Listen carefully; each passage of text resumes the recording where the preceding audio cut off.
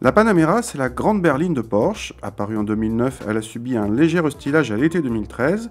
Les évolutions esthétiques sont minimes, mis à part l'arrivée d'une version à empattement allongé appelée Executive. Nous n'avons ici qu'une Panamera courte, mais qui dépasse quand même les 5 mètres de long. La Turbo S, la plus puissante de la gamme, a profité du restylage pour faire passer son V8 turbo de 550 à 570 chevaux. Cette version se reconnaît entre autres à ses roues de 20 pouces ou aux étriers de frein jaunes de série, indiquant la présence de freins céramiques. A l'intérieur, on est dans une berline de luxe en concurrence avec les classes S et consorts. Le cuir jusqu'en haut de la planche de bord est de série et la qualité de présentation est au niveau, mais le plus impressionnant vient de la console centrale bardée de boutons façon cockpit d'Airbus. Malgré la profusion de commandes, l'ergonomie reste simple. À l'arrière, il n'y a que 2 places, mais comme vous pouvez le voir, les passagers sont bien traités en habitabilité ou en petites attentions. En revanche, le coffre déçoit par sa contenance vu le gabarit de la voiture.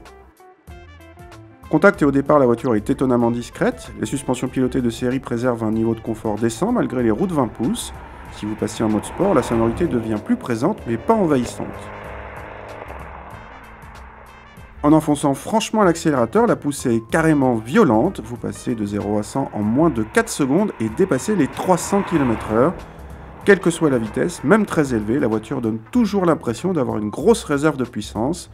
Mais malgré les 4 roues motrices, on s'en s'échapper quelques chevaux.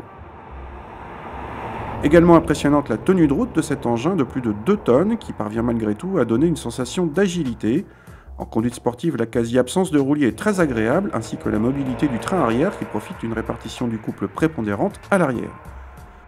La boîte est parfaite, tout comme le freinage, par sa puissance ou son endurance. Autrement dit, difficile de trouver des défauts à cette Panamera Turbo S, si ce n'est bien sûr son prix. Plus de 180 000 € hors option, mais pour une fois chez Porsche, la voiture est bien équipée d'origine.